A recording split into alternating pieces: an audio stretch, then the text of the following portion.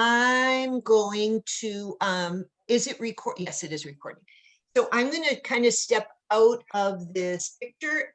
Rachel is here as well. As we said just before, when we had our opening day of school, for a moment, twice, I was kicked out, or I lost all my connection with all these children. It's such a horrible feeling. And eventually, of course, we get back on. I remember, Scott, that happened with you. Do you remember that? It's just such a weird feeling of suddenly losing either your internet or the Zoom. We're praying that it won't happen today, but if we suddenly disappear, you've got, you will be able to chat among yourselves. And I'm going to step away and let Jerry get started. Okay. Okay. Well, Chag Sameach. Blessings to all of you. And talking about blessings, let's start off with the blessing of Torah. Baruch atah Adonai Eloheinu melech haolam asher kidshanu b'mitzvotav v'tzivanu la'asok b'divrei Torah. Wonderful. It's always good to start with a blessing. It puts us in the right mood. Hopefully, usually I have a large variety of material. I've reduced that down, so I'm a little, how should I say, a little hesitant in terms of, the background, the history that I don't necessarily have in front of me. But nevertheless, I hope that we will be able to cover three themes during this session: creation, revelation, and redemption. It's a big load to carry. But if we start off with creation, I want you, first of all, to consider this thought. How you interpret the story of creation influences how we discover and identify with the concepts of God, revelation, and redemption. So in other words, what I'm asking you is that the story of creation has such an influence on us. How does it connect with these thoughts of creation, revelation, redemption? What might there be a connection in your thought in terms of those things? Tell me when you want to share the screen too. Gotcha. So any thoughts out there? And the answer is big question. And all you have to do is hit unmute if you'd like to participate. So again, the thought, I'll just repeat it one more time and then we'll get into it. So if you consider the story of creation has an influence on us, and it influences our thoughts of revelation and redemption and concepts of God, just how we understand the story of creation. Do you agree with that or not? Is creation a story unto itself, or does it have an influence in terms of revelation and redemption? Okay. Go ahead. I think it's all one story, Jerry. It's circular. The whole idea of our creation story is that we were created out of divine presence, and the story of Torah to me is a return to that. Okay, so it's we are all created out of creation, and so you're saying that the world and that all we are connected to is circular, that we're ever connected. Yeah. Okay. Well, yes. Okay, I would add to that a bit, and I would say that yes, we were created in divine presence, but we are also obligated to know the word of God and to live according to that word every day. And that kind of like carries us into like the redemptive story. And there was another aspect that you brought in. I forgot the other one. Redemption redemption, revelation. Yeah, I just think that like, I don't know, I think recognizing what it means to have been given life correlates with all three and our obligation that comes with that. Okay, so it's good. Those are great thoughts. And then, if indeed this is part of our theology, what are we looking for in terms of what our theology must teach us? Is it a disjunctive relationship between God and mankind? Or is there a dimension where God and man meet? These are questions. Do we need a structure? Does our religion, does our Torah teach us a structure that will guide us in experiencing our own selves as well as the world? Do we need a theology, a doctrine to perceive that mystery is a challenge and that problems are a call to look within ourselves? There's so many connections with the sense of creation. So let me ask this: if creation itself is, the beginning of something very small that keeps generating larger and larger and larger and larger, is that the parallel between humankind? In other words, if we look at some structure that is similar to humankind in terms of nature, is it that things start very small and then eventually get bigger and bigger and bigger? And so that becomes a connection to us. It may be something, to consider. In terms of creation, the Kabbalists talked about that the main purpose of creation is to attune our minds to the forces of nature, to look within ourselves, to see that we become more aware of the spiritual powers that are in creation itself. That once we understand that creation, and let me ask you this: do you believe that creation is an ongoing process, that it continues microsecond to microsecond, or that it was simply a one-time event that simply just builds on itself at random? So the question again is, creation, is this sense of creation something that continues microsecond to microsecond? Yes. So then do we have a chance? How do we influence that sense of creation? How do we influence when we talk about tikkun olam?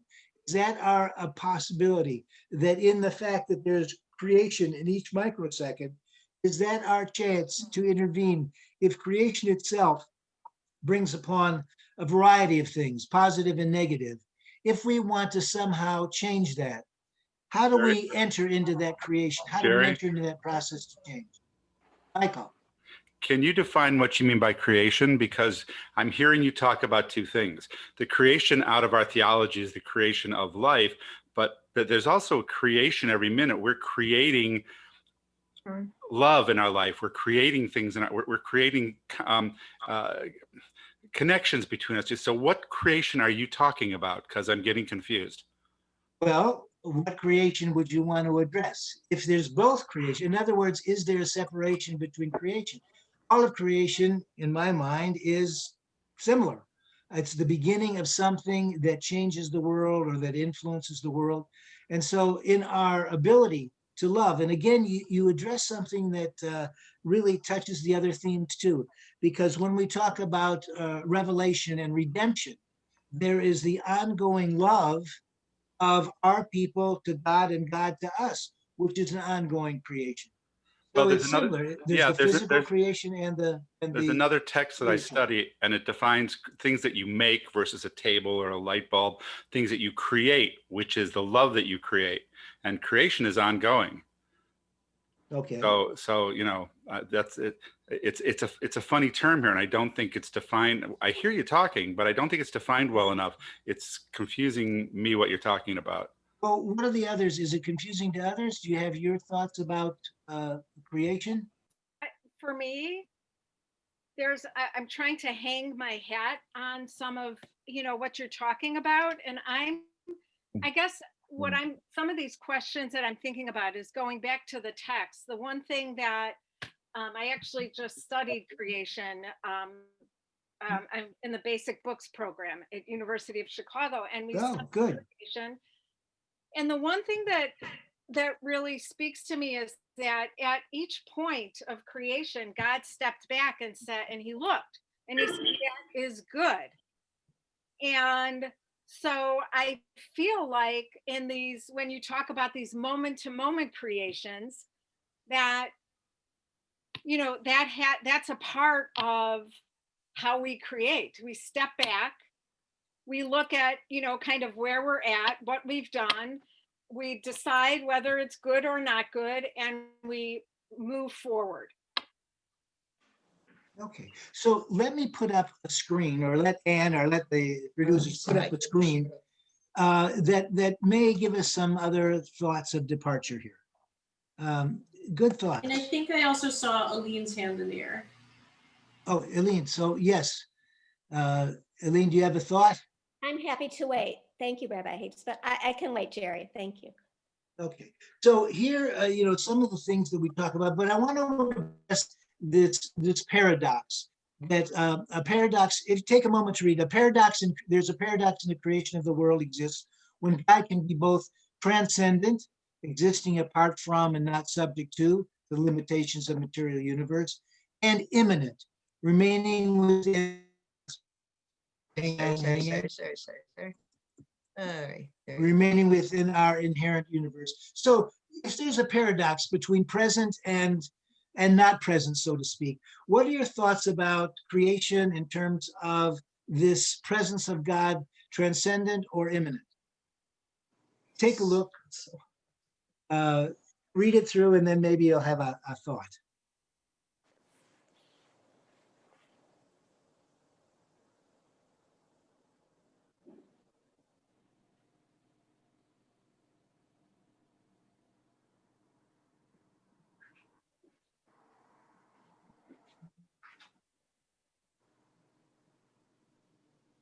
Okay, so it is a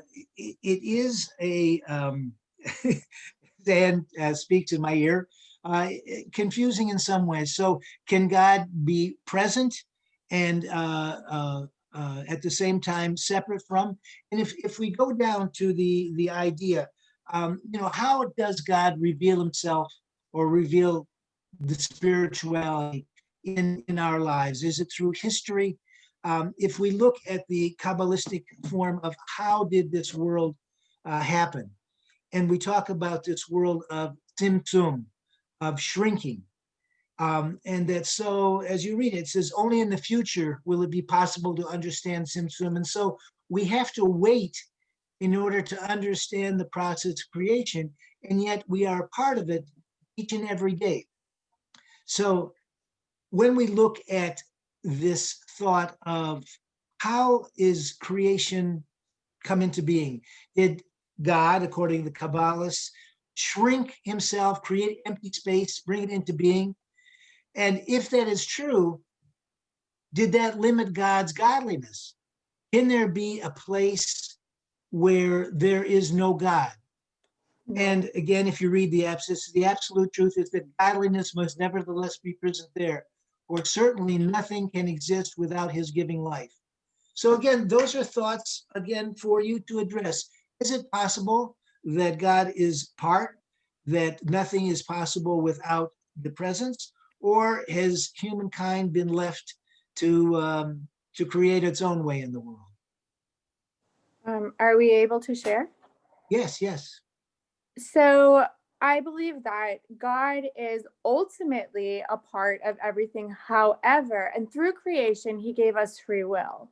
So that's where I think it can get tricky.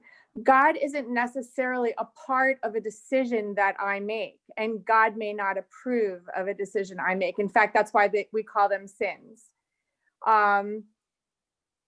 He is a part of me. I am a part of him, or I'm a part of God. But like I said, not every decision that I make or everything that I do is a part of God, in my opinion. So what part do you own yourself? I own myself, my decisions and my choices, and I have a choice to follow the word of God, to follow Torah, to read it, to know it, to learn it, to embrace it and make it a part of my life. When I deviate from that, I am not walking with God, and he's not a part of that. I don't believe that God is leaving me, but I believe that I have turned my back on God in that moment. So he's not a part of that, of something dark that I'm creating. Is that not part of your free will? Yes, that would be part of my free will. And so isn't that also part of the plan of what God wants? wants for you, wants for the world, wants for what you can bring to the world? Yes, I believe God wants to give us free will, but God also says, meditate on my word day and night. Do not, what is it? Do not let it depart from your lips. Is that how it's said? But like how we're supposed to meditate on his word day and night. That is supposed to be a part of everything that we do, everything that we think, everything that we pray. And when we depart from that, it's not like we're holding God's hand and he's walking on the journey with us. He's kind of saying, hey, this isn't a part of my will for you. This is your will for you. So when you're ready to come back.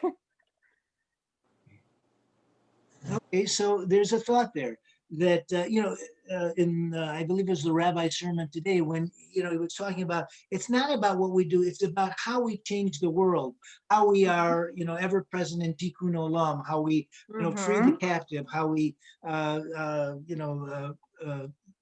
bring tzedakah to the poor. That is the meaning of perhaps God connected to us. So what are some of your other thoughts in terms of this connectedness to creation and humankind and our place in it? The thoughts? I have more, but I don't want to dominate. So tell me when. Well, let's see. Yeah, share. Go ahead. If you. Okay. So 16 years ago, I went to Africa with my parents. I was a single mother working 3 jobs for a sick child, to keep a sick child going. And I had no expectations of being in Africa other than a pinch me moment. Like, I cannot believe that I am getting to get away from this overwhelming life and go to a place as far as Africa. However, when I was there, God used me. And as crazy as it may sound, I'd never experienced anything like this in my life before, nor heard of it, but God spoke to me. And he said, you will do this.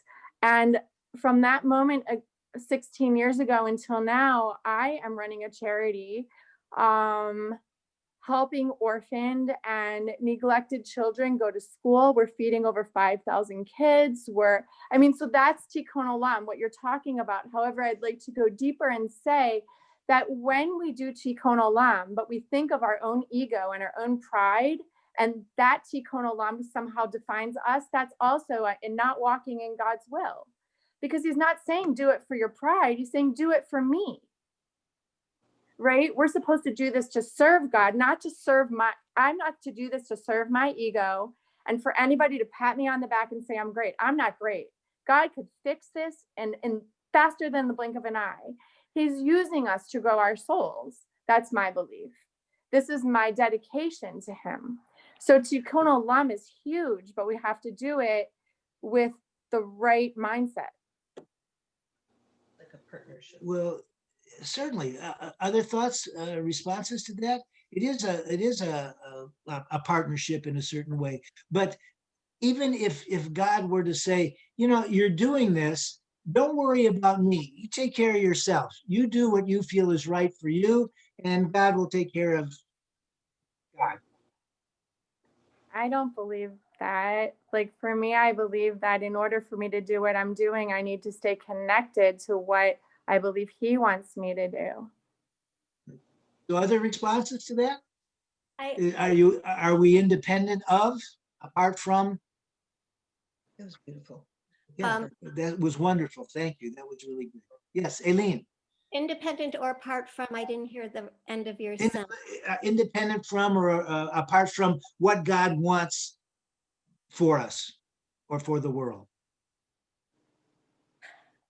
I think what I was thinking more of is, what do I understand as my purpose, as what I can contribute and what I can do? And when I'm paying attention, I think each day, each breath allows me to think of, where do I go next? Rabbi, your sermon this morning had me asking questions.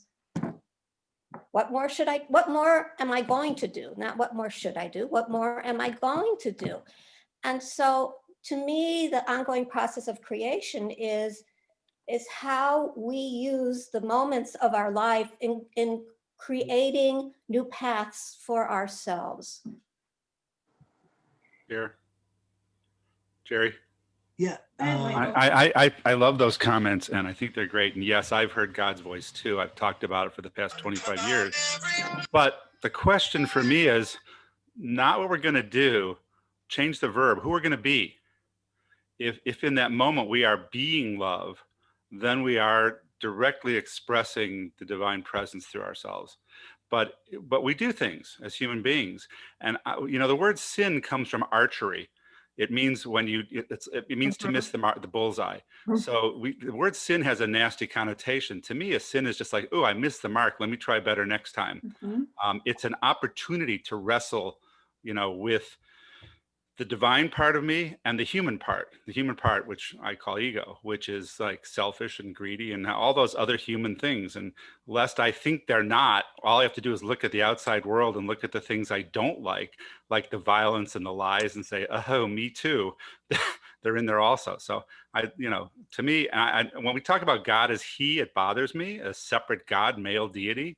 I don't understand what God is at all. I know God exists. But I don't think God exists separate from any of us.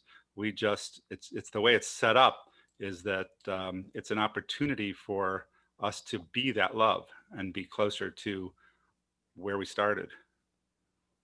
Okay.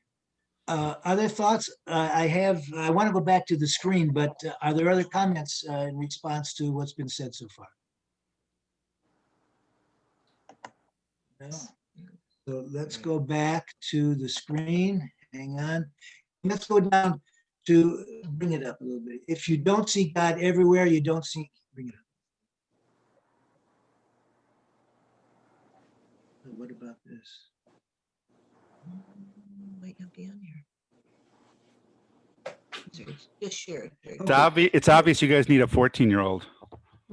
They help a There lot. There it is, there it is, there it is. Hang on. Yeah, where's the 14-year-old when you need it? Okay. A little farther, a little more. So I want to address the other. Hang on. There it is. There. If you don't see God everywhere, you don't see him anywhere. So that's the Kotzker rabbi. But I want to address here in the translation for the Hebrew word kadosh, it can be the two words separate or transparent.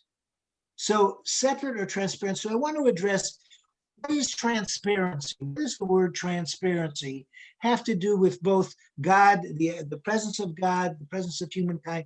How is transparency connected to creation, connected to revelation, and connected to redemption? How would someone define this word of transparent spiritually? What might somebody be willing to address in terms of that? Cantor Zussman, did I see you trying to say something before? Nope, never mind. So again, let me just kind of maybe clarify.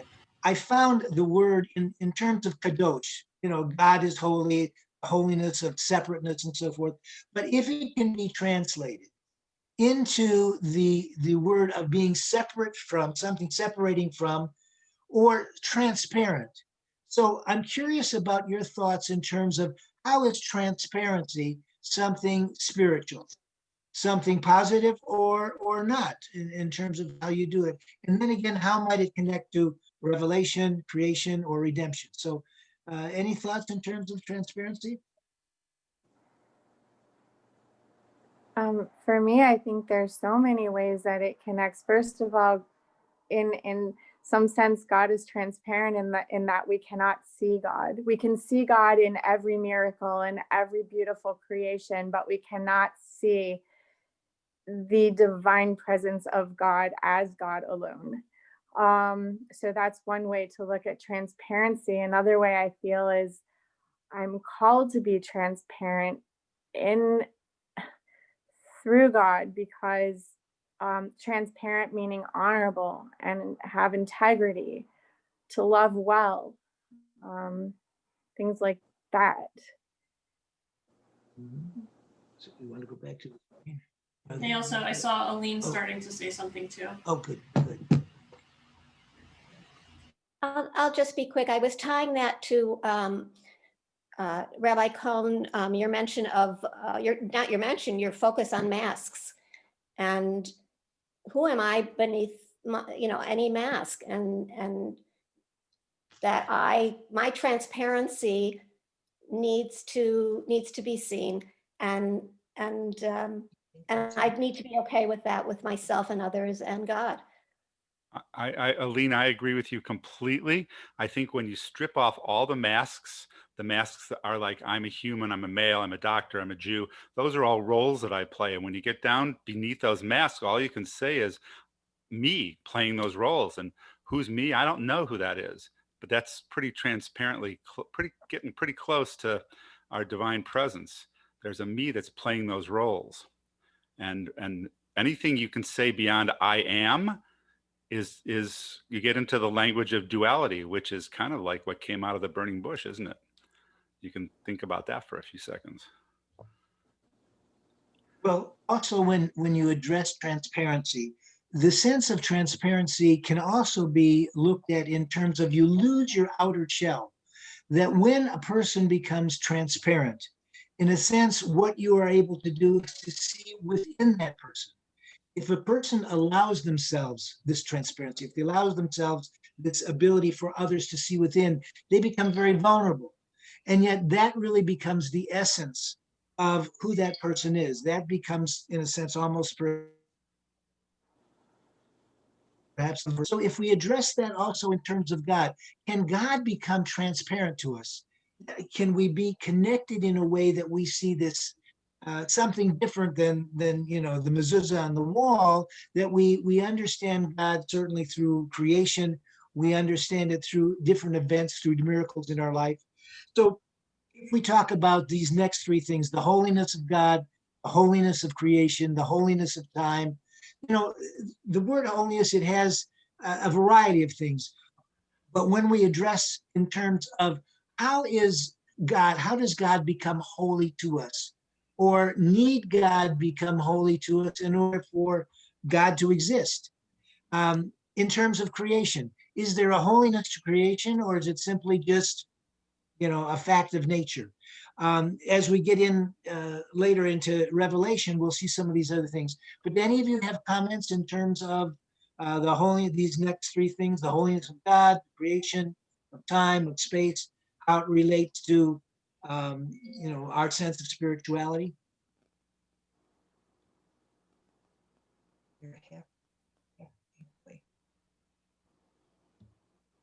And nothing from the peanut gallery, I guess.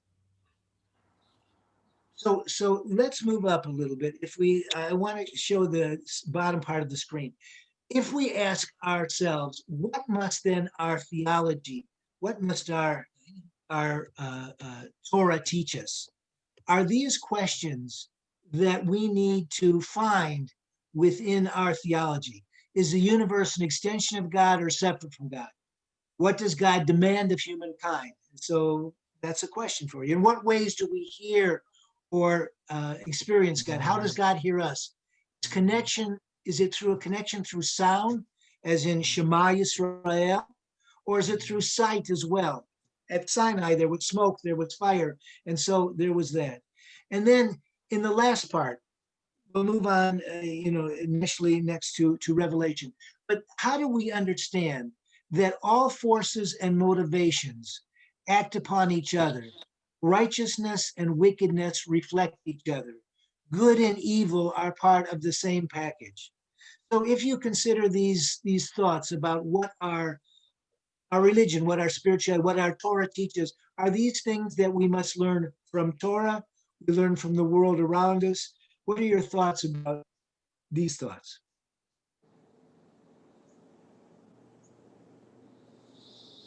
Okay, well, I'll speak up here, Jerry. To me, and this is personal, to me, God is experiential, and that's why I have trouble with this. We go over this every year. I love to be with you for this hour. To me, God's an experience, and these words don't make a lot of sense to me.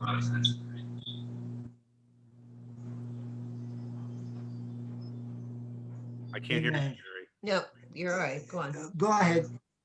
So let's go back to the screen and let's see if we can, Very- hang on, if there's others.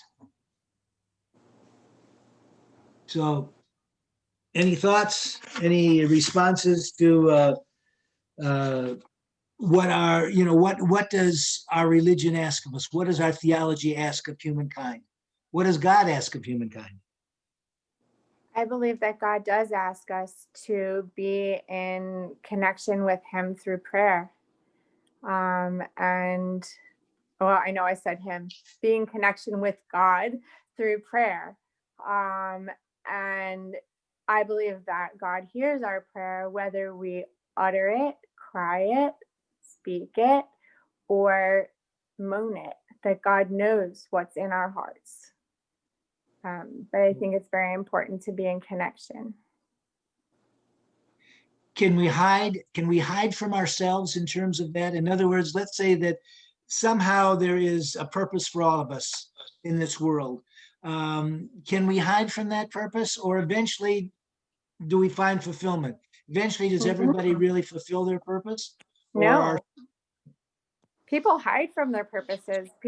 So many people live in fear, even based on their experiences in youth. You know, they've been suppressed and oppressed, and life is hard for them. And many don't realize their purpose.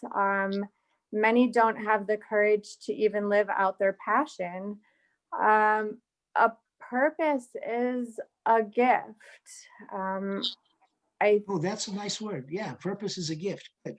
Yeah. Yeah, I think many will live and die searching for their purpose, if that's something that is in their heart, without necessarily finding it. But I should say, without necessarily finding what they think they're looking for. But isn't part of our purpose also to be, if we're parents, to be the best parents we can be, to guide our children well, to love our children well, and to prepare them to do the same? We have so many purposes other than our big ta-da purpose, you know?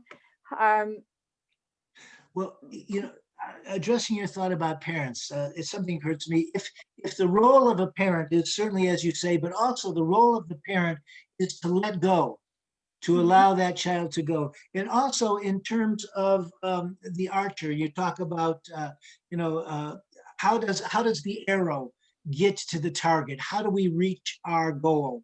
And the way that the arrow gets to the target is by letting go.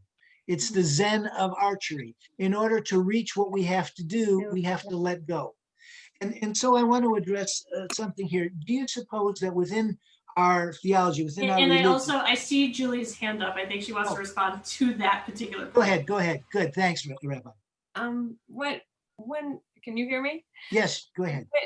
When you're talking about the letting go, I absolutely understand, because I'm dealing with a lot of that now. But something that's very critical about the archer in letting go is that archer, in order to draw back properly, has to be rooted, has to have their whole lower body, their whole center. They have to have balance, and they have to have strength, and they have to have control and self-control. So there has to be a kind of connection that's going on of the individual, the person, with their body, with their internal, and with the thing they're going to be launching, child or arrow, or intention to do something, as well as the target. There's a lot of different kinds of forces here. So then going back to what you were saying about the different forces, the good, the evil, or however you want to place it, the thing that we do being the next step after creation. So if God created us, then the next thing is for us to let forth every arrow, every impulse, be that one of creation as well, but well grounded. So that's the connection that I think Michelle is talking about, in terms of connecting to not just the great purpose, but connecting fundamentally to God, so that every impulse, every way that something that's coming from you, every act, in other words, the question that the rabbi stated, what do you do next to make the world a better place? So the prayer is all good, but what do you do next? And I know I'm kind of covering too many things here, but putting them all together, that the issue of letting go, you have to let go very carefully. You have to be prepared before you launch that arrow or that act or that word. I guess that's why we're all here today on Yom Kippur, because, you know, exactly the point. As your thought prompted me to think this, that even before you stand with the bow, you have to have the will to want to stand with the bow. And in a sense, we are diminished during this time of the year. We become very diminished. So do you suppose that within our religion, within Torah, within the all-knowingness of whatever spirituality you believe is there for us, that these days are meant to give us the opportunity to find the will and to find the purpose again? In other words, as if we lose our sense of will, we don't know what we're here for.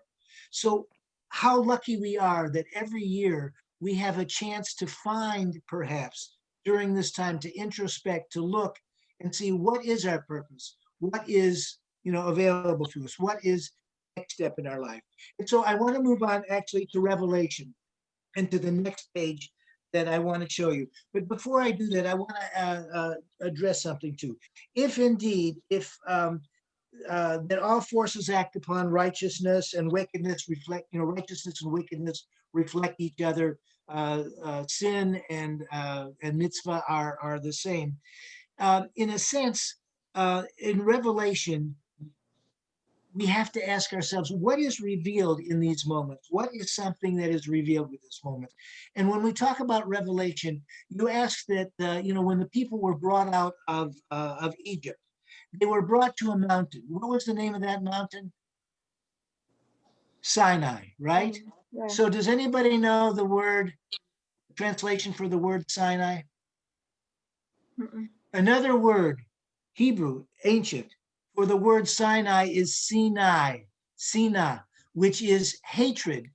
So I want you to think about this, that Revelation began with the people coming to a mountain of hatred.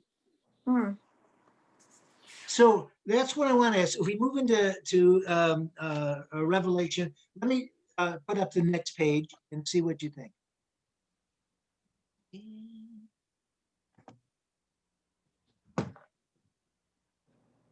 Revelation, one moment. And There we go. oh, wait a minute. That's Revelation. Okay. So, Anne, I think you shared the folder and not the program. Yeah. Oh, well, that's not very good. All right, Well, one second. We can intuit it. Yeah, right.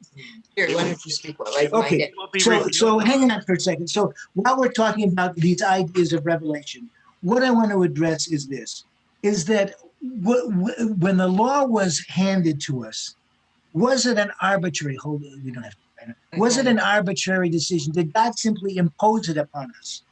Or were there reasons? Was this law at Revelation at Sinai, was it given to us without our choice? Did we have a choice? Are we angry? Is that where the word hatred comes in, that something was imposed upon us? Or is it another sense of the meaning? Is there another sense to understand the meaning of Revelation at Sinai? No.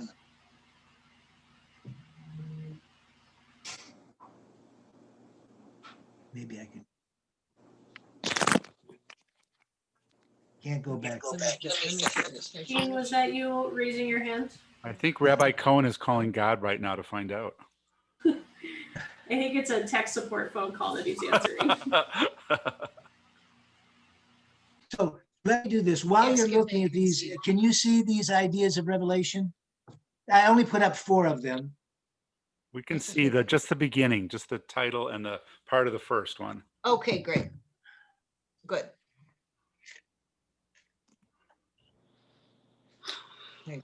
There you go. Show all- one, two, No, no, start. we'll start with two. And let me just address it, introduce it with this idea that actually the Torah shows three devices for the fact that the law was not simply given to us arbitrarily. And I want to address the idea too. Commandments, Sinai does not necessarily mean commandments. They were utterances. These were words, not necessarily commandments. And in the book of Devarim, what it says is that there were reasons given for the commands, that they were not simply just commands given, but they were based upon the experience of the Israelites in Egypt. Did somebody want to say something? Okay, and then in the book of Bamidbar, there's a juxtaposition between the story and the law.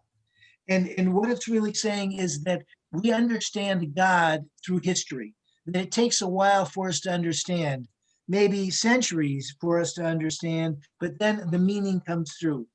And in the last part, the third device that says that the law was not arbitrary was that there is a connection between the study of being and the maintenance of boundaries, that we're talking about the laws of the Kohanim and the laws of Kashrut, so that between what the laws of the Kohanim were supposed to do and the meaning that Kashrut is actually a respect for the deep structure of nature, so that there is always a reason for the following of these commandments, let us say, these utterances at Sinai, rather than simply what you will do and you will naseb and nishma. You will do it and you will hear it. Because that's the only time that revelation was given, that the Jewish people, that the people, the Israelites were given revelation, was after they said, we will do it and we will hear it, naseb and nishma. And then revelation happened. So all that has come down to some of these thoughts today in terms of how is God revealed. So here are two of them. If you would look at those, read them, and give me your opinions, your own thoughts about God in Revelation in terms of these, or your own thoughts.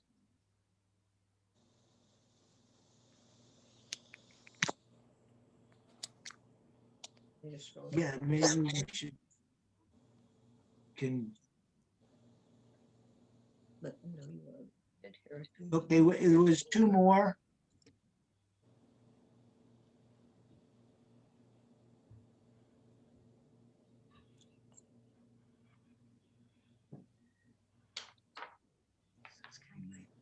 Yeah, you got 15 minutes.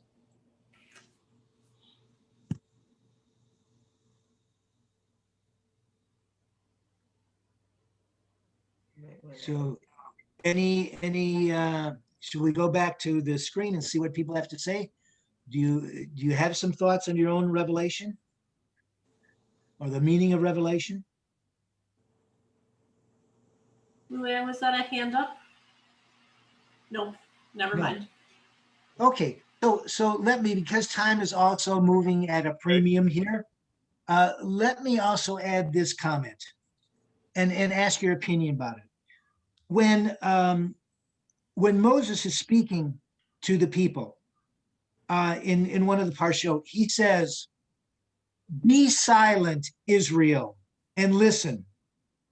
You have now become the people of the Lord your God. Listen to the Lord your God and follow his commandments, his commands and decrees." So when it says, "Be silent, Israel, and listen," tell me, what is the meaning of that in terms of, this is at Revelation. Be silent, Shema, Israel. What does Shema mean? Does it mean pay attention? Does it mean listen? And what is the difference between Shema, hear, O Israel, and listen, O Israel? See, Michael had his hand and then Michelle. Well, I have two comments on this, Jerry. First of all, a question, just a rhetorical question, not to be answered, to think about, because this is what I believe. What if the illusion that we have. We talk about being separate from God. What if that's only a misperception? What if we are not separate from God?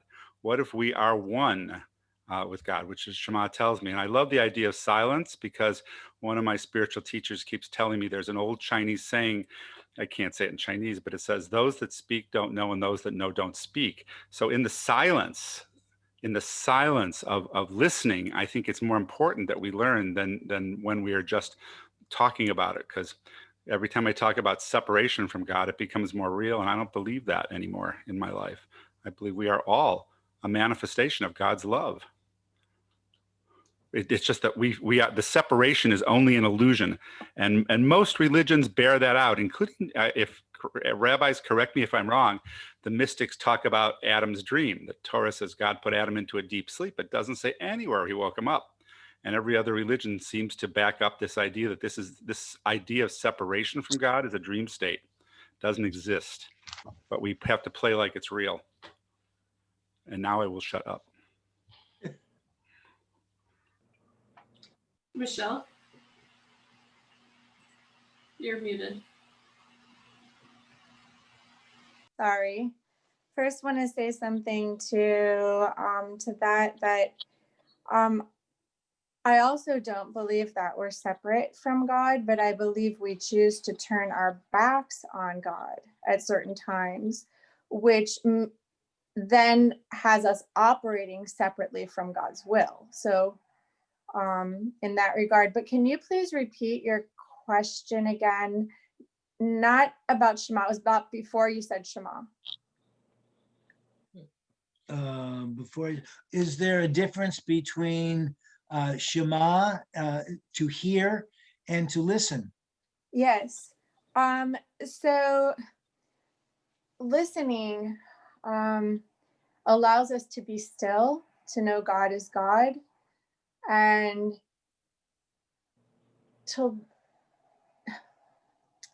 I believe when we listen, we gain a knowing, we gain a peace and an understanding and a knowing of how to move forward. And if we don't have that yet, we've not been still and we've not been listening long enough. Point.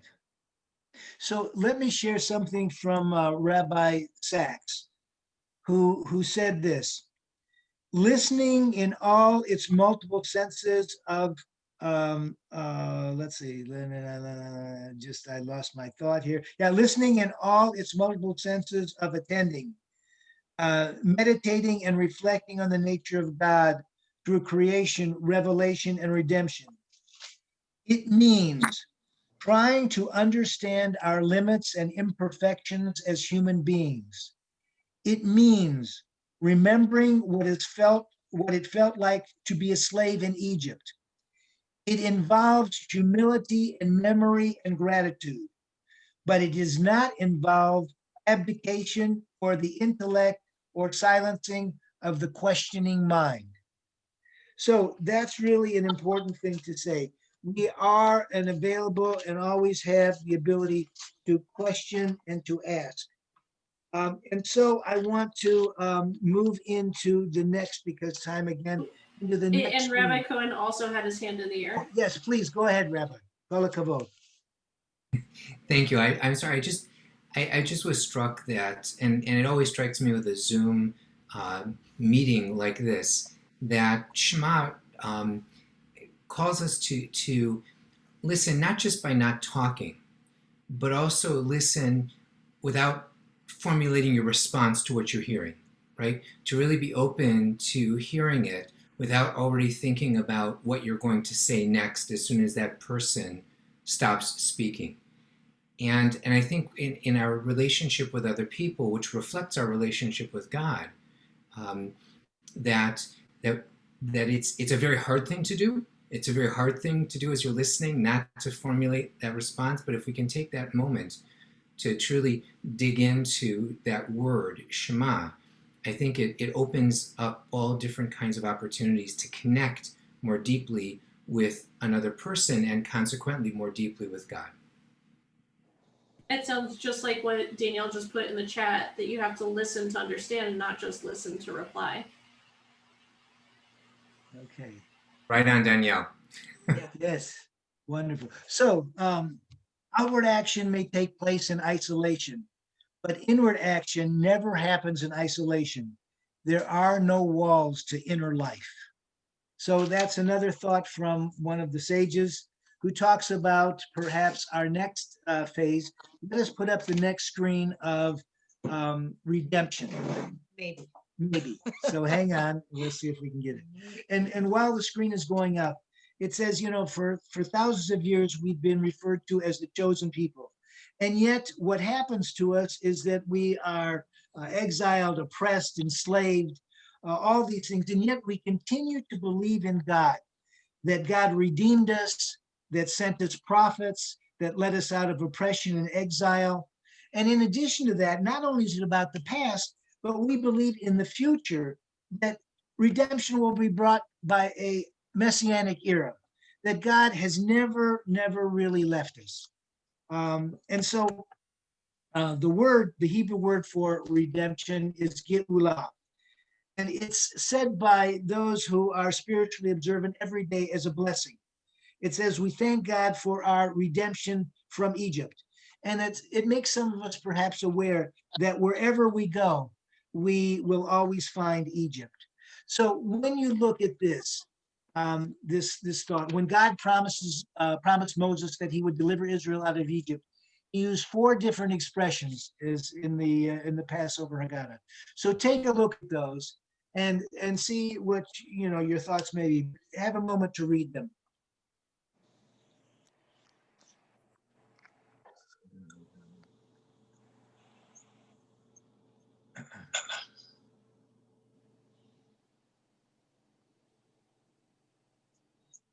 So, as you see, I will bring you out from the suffering of Egypt, and I will save you from enslavement, and I will deliver you.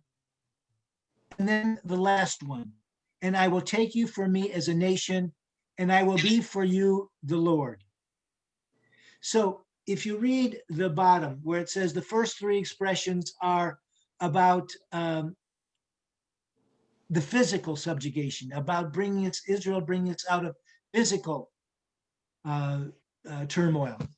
And the last one is about being our God, because this is the meaning. I will take you for me as a nation. There, go on. And I will be for you a God. So do you think that phrase, that our nationality, our identity is tied together with connection to God?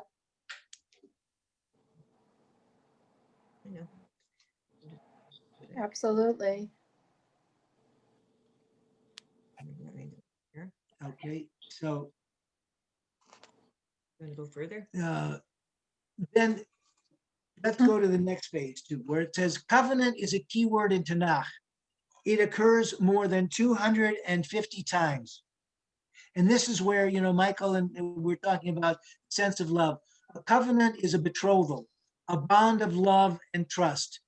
Covenant is what allows us to face the future without fear, because we know we are not alone. We need fear no evil, for you are with me. Covenant is a redemption of solitude. So that's where the question I want to bring to you is that what does it mean that covenant, or what is the possibility of your interpretation that covenant is redemption of solitude? How does that refer to us as individuals, even as a people? How does it bring us out from solitude into life?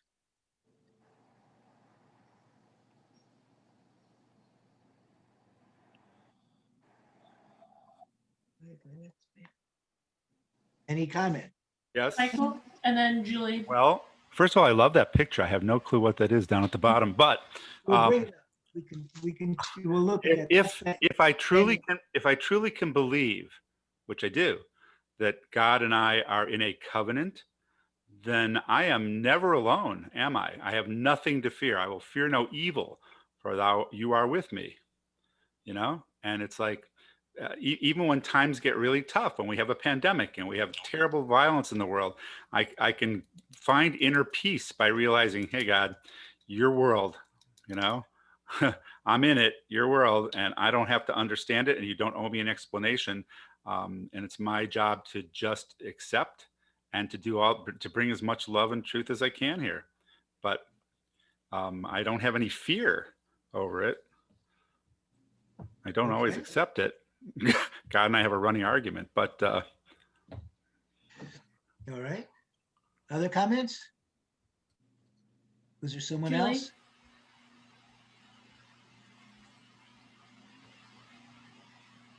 Julie, you just gotta unmute yourself.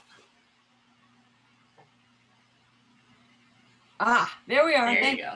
Sometimes it's difficult when you're looking at the screen, the text or something. By the way, if you're wondering who the artist is, I actually have a book I could find out, Michael or anybody, of the artist who has done this drawing. Right. He does very interesting poetry and drawings. Okay. Covenant is a redemption of solitude, from solitude. Well, unlike, other systems, theology and thinking or philosophy, this issue of this partnership is so profoundly here and now. I think that's the greatest part of this covenant, because we are not meant to be monks, and we're not born here now for some other time. Like, we are here now to do it. But what I really like about this whole idea of, what God did for us, but God put us here together to work it out and to work it through together. And it's not just to not have fear. I think there's or to not feel alone, but there's actually some aspect here of like all the joy that you are going to get and create. So going back to Michael's point about, is it about doing, is it about being? And he says it's about being, but both being and doing kind of come together with covenant, with the belonging, with the being, with the connections, and not being alone or just doing it on your own, or existing only so that something happens later. It's the here and now of both the being and the doing. Okay, I think that's all I want to say. Okay. Well, let me also add this, to bring it back around in a sense, full circle to creation. If creation is created microsecond to microsecond, then perhaps this cartoon, this is how I wanted to end it, is that in a sense, covenant, you have to remember to make it all over again every day, to make covenant relationship over and over every day, almost microsecond to microsecond. And the angel said to me, otherwise it all goes to hell. So maybe there's a thought in that, is that what keeps us maybe from the darkness is the fact that we have a chance to create every single day a covenant, a relationship, an awareness of nature. And that ties us with the rest of the world, that we are connected to creating every day something new about relationship with the things around us. And then it says, in my dream, the angel shrugged and said, if we fail this time, it will be a failure of imagination. And that's exactly right, because it takes the creative force within us, the imagination and the will to want to create covenant, to want to create a relationship.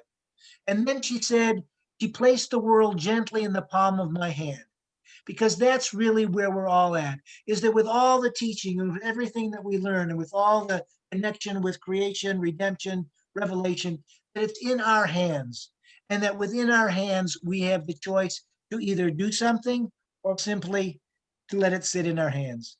So perhaps that's how we should end this discussion, that the world, relation, the future, our sense of covenant is within our hands, and that we wish you each a sense of completeness, a sense of health, a sense of renewed strength and covenant for the coming year. So may we all hope that peace comes to us and to the world, and we can say perhaps amen.